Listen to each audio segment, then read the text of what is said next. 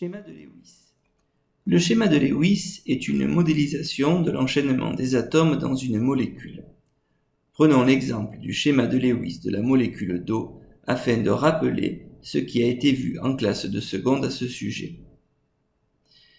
Chaque atome est représenté par son symbole, ici H pour l'hydrogène et O pour l'oxygène.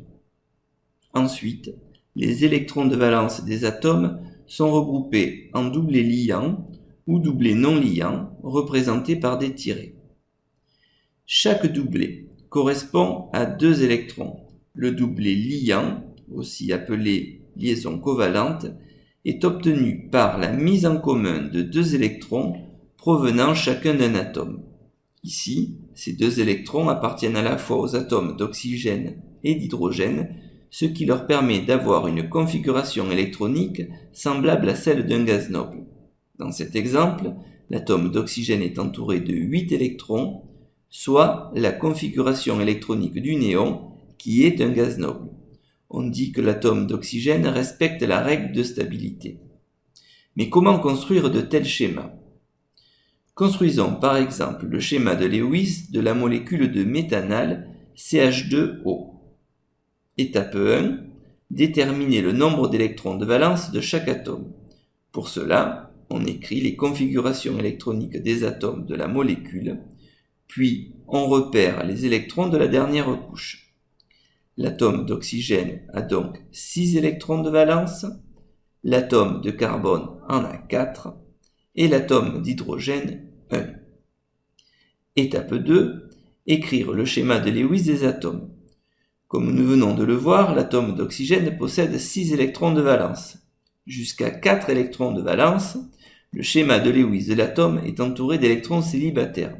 1, 2, 3 et 4. Au-delà, les électrons supplémentaires s'associent aux électrons déjà présents. 5 et 6. On les représentera par des tirets. Le schéma de Lewis de l'atome d'oxygène fait donc apparaître 2 électrons célibataires et 2 doublets non liants. De la même façon, on établit les schémas de Lewis des atomes d'hydrogène et de carbone. Étape 3. Choisir l'atome central. C'est en général celui qui possède le plus d'électrons célibataires. L'atome central est ici l'atome de carbone avec 4 électrons célibataires. Étape 4. Assembler les schémas de Lewis des atomes en créant des liaisons entre les électrons célibataires. Voilà le schéma de Lewis de la molécule de méthanal. Regardons maintenant le cas particulier des ions. Pour quelle raison l'atome d'oxygène porte-t-il une charge positive dans le schéma de Lewis de l'ion oxonium ? Voilà le schéma de Lewis d'un atome d'oxygène. Il possède 6 électrons de valence. Dans l'ion oxonium, les 2 électrons du doublet non liant appartiennent en propre à l'oxygène. En revanche, pour chaque liaison, un seul électron sur les 2 appartient en propre à l'oxygène. Dans cet ion, l'atome d'oxygène possède donc 5 électrons en propre, soit un de moins qu'à l'état isolé, ce qui explique sa charge positive. Lacune électronique. Dans le schéma de Lewis de la molécule de borane, BH3, apparaît une case appelée lacune électronique. Que représente-t-elle ? L'atome de bord est ici entouré de 6 électrons. Il lui manque donc 2 électrons pour avoir la configuration électronique du néon qu'il possède 8 électrons de valence. Une lacune électronique représente un déficit de 2 électrons par rapport aux règles de stabilité, c'est-à-dire par rapport à la configuration électronique d'un gaz noble. Réalisons un petit test de 3 questions. Mettez en pause lorsque le symbole suivant s'affiche pour prendre le temps de répondre. Question 1. Choisir la bonne réponse. Un atome d'azote possède 5 électrons de valence. Identifiez le schéma de Lewis de cet atome parmi ceux proposés. La bonne réponse est la réponse B. En effet, jusqu'à 4 électrons de valence, le schéma de Lewis de l'atome d'azote est entouré d'électrons célibataires, mais le 5e électron induit la présence d'un doublet non liant. Question 2. Choisir la bonne réponse. Dans le schéma de Lewis de la molécule d'ozone, l'atome de droite est neutre, chargé positivement, chargé négativement.